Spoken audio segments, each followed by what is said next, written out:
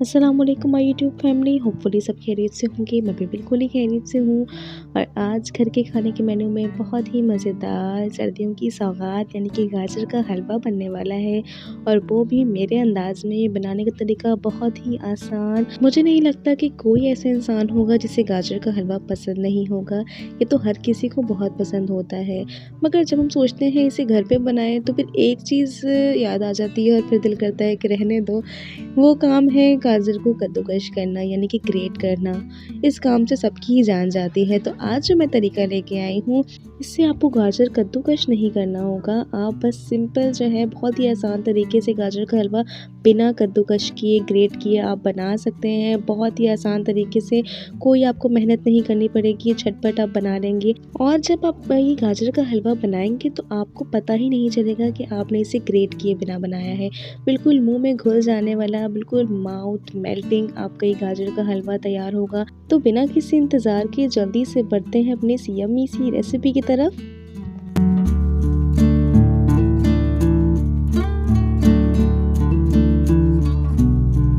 और यहाँ सबसे पहले मैंने बिल्कुल फ्रेश लाल लाल गाजरें ले ली हैं। गाजरों को अच्छे से वॉश कर लें, पील ऑफ कर लें, और इस तरह जो है आप साइड को कट कर लें।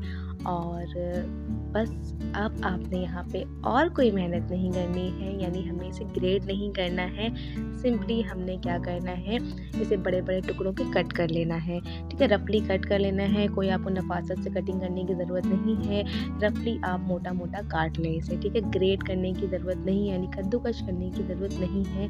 बहुत ही आसान और सिंपल सा तरीका है। वो घंटों लग जाते थे कि भाई से हमने कद्दूकस करना है बैठ के, तो पूरी फैमिली बैठ के जो है वो कद्दूकस कर रही होती थी। तो ऐसा कुछ नहीं करना है। बिल्कुल इस तरह आपने सिंपल जो है वो रफली कटिंग कर लेनी है गाजरों की। तो अब हमने फ्लेम ऑफ करना है और इसकी कुकिंग स्टार्ट करनी है। तो जल्दी से बढ़ते हैं अब। तो यहाँ मैंने एक कढ़ाई ले ली है, फ्लेम मैंने ऑन कर दिया है, और यहाँ जो हमने गाजरों को कट करके रखा है वो मैंने इसमें शामिल कर देना है। और फ्लेम आपने इस वक्त जो है वो हाई रखना है ताकि अच्छी तरह हमारा पैन जो है वो गर्म हो जाए। और अब मैं इसमें शामिल करूँगी दूध। ठीक है, मैं यहाँ पे दूध शामिल कर रही हूँ। दूध से हलवे का फ्लेवर बहुत अच्छा आता है। तो मैं तकरीबन 1 से 2 ग्लास जो है वो दूध शामिल करूँगी। फुल फैट मिल्क होना चाहिए। और मैंने जो है ना वो दूध में मलाई भी ली है, तो इससे ना बहुत क्रीमी टेक्सचर आता है। तो मैंने 2 ग्लास दूध शामिल करने के बाद इसे ढक दिया था, और फ्लेम मैंने मीडियम टू हाई रखा हुआ है, क्योंकि गाजर जो है बहुत जल्दी बॉईल हो जाता है। और यहाँ पे एक बात ये कि गाजरों से अपना भी काफ़ी पानी निकलता है, तो उसमें भी ये बहुत अच्छे से कुक हो जाते हैं। देखिए, मैंने 2 ग्लास दूध शामिल किया था, लेकिन ये काफ़ी पानी जो है वो गाजर का भी निकला है। तो अब यहाँ पे क्या करना है, फ्लेम आपने बिल्कुल हाई रखना है और इसे ढक के कुक होने देना है तब तक जब तक जो इसका पानी है ना वो खुश्क ना हो जाए, मतलब कि थोड़ा बहुत रह जाए। ठीक, समझ आएंगे आप, थोड़ा पानी रह जाए। ठीक है, तब तक इंतज़ार करते हैं।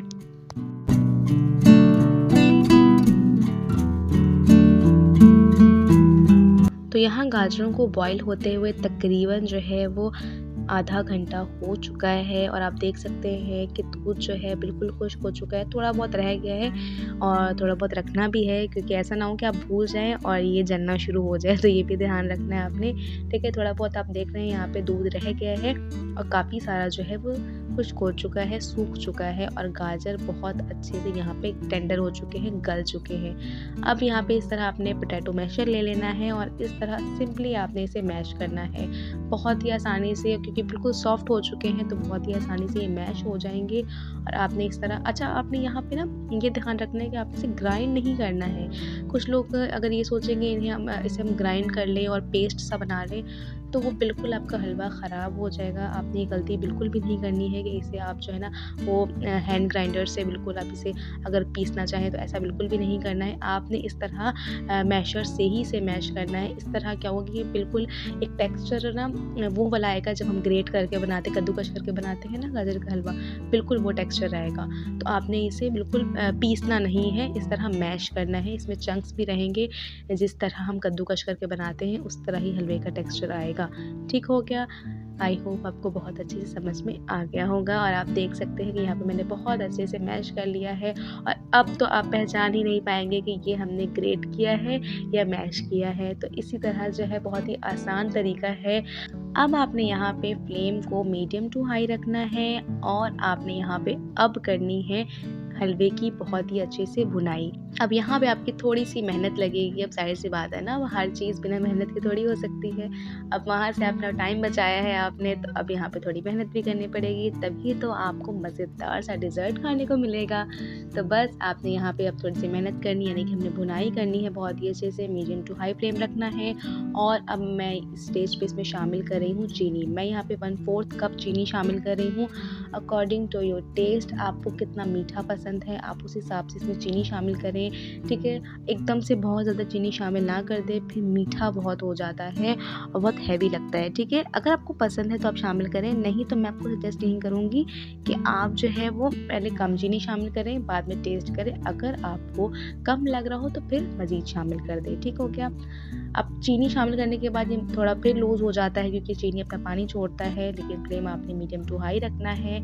तो इसमें क्या होगा कि जो थोड़ा बहुत इसमें पानी रह गया है ना, ये खुश्क होना शुरू हो जाएगा। तो यहाँ आप देख सकते हैं कि साइडों से पानी खुश्क होना शुरू हो गया है, यानी जो इसमें दूध शामिल किया था, चीनी शामिल किया था और जो भी इसका गाजरों का अपना पानी था वो बिल्कुल ड्राई होना शुरू हो गया। तो इस स्टेज पे मैं इसमें शामिल करूँगी 1 कप देसी घी, ठीक है? देसी घी में ही हलवे का फ्लेवर बहुत अच्छा आता है, लेकिन कोई मसला नहीं है, अगर आपके पास नहीं है अवेलेबल तो आप नॉर्मल जो बनास्पति घी होता है वो भी आप शामिल कर सकते हैं। ऑयल से ना बनाया करें हलवे को, इससे टेस्ट नहीं आता है, ठीक है?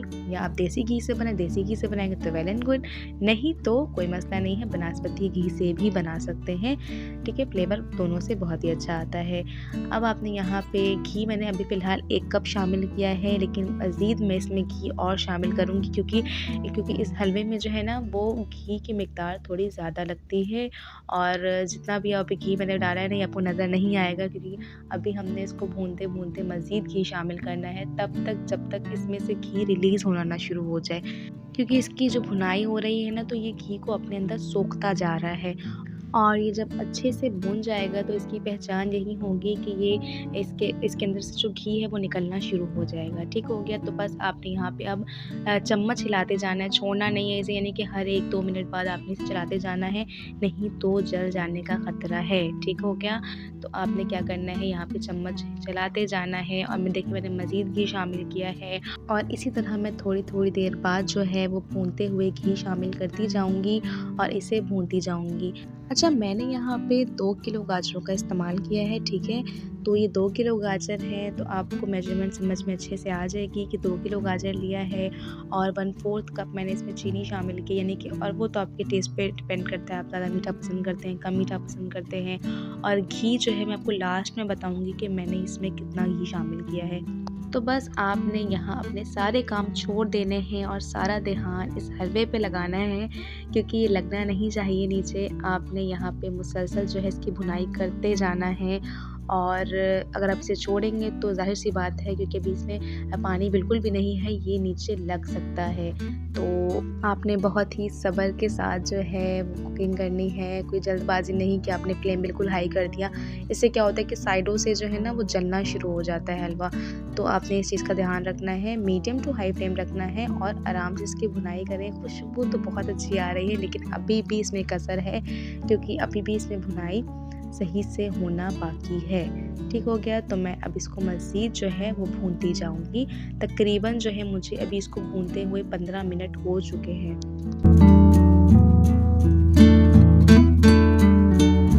तो यहाँ मुझे हलवे की भुनाई करते हुए तकरीबन 30 से 40 मिनट हो चुके हैं और आप देख सकते हैं कि अब टेक्सचर इसका कैसा है। बिल्कुल इसका जो है ना कलर भी चेंज हो चुका है, बिल्कुल रेड कलर हो चुका है इसका, क्योंकि पहले पिंकिश कलर था, अब रेड हो चुका है। बस ये जब आप अच्छे से हलवे को भूनते हैं ना, गाजर के हलवे को, तो इसका कलर बिल्कुल रेड हो जाता है और आप देख सकते हैं कि बिल्कुल भी इसमें पानी नहीं रह गया है और साइडों से घी निकलना शुरू हो गया है। इसका मतलब क्या है कि हमारा हलवा जो है वो बहुत ही अच्छे से भुन चुका है और ये ना यकजा होना शुरू हो गया, यानी ये पैन को छोड़ने लग गया है। तो इसका मतलब क्या है कि इसकी अच्छी से भुनाई हो चुकी है। खुशबू बहुत ही अमेजिंग आ रही है। इस पॉइंट पे आप चाहे तो ड्राई फ्रूट्स वगैरह भी शामिल कर सकते हैं, लेकिन मैं पर्सनली पसंद नहीं करती हूँ ड्राई फ्रूट्स, तो मैं इसमें शामिल नहीं करूँगी। लेकिन मैं लास्ट में इसमें खोया शामिल करूँगी, जो कि मेरा होममेड है। तो बस यहाँ पे इसकी भुनाई तो हो चुकी है, तो मैं इसे अब डिश आउट करूँगी।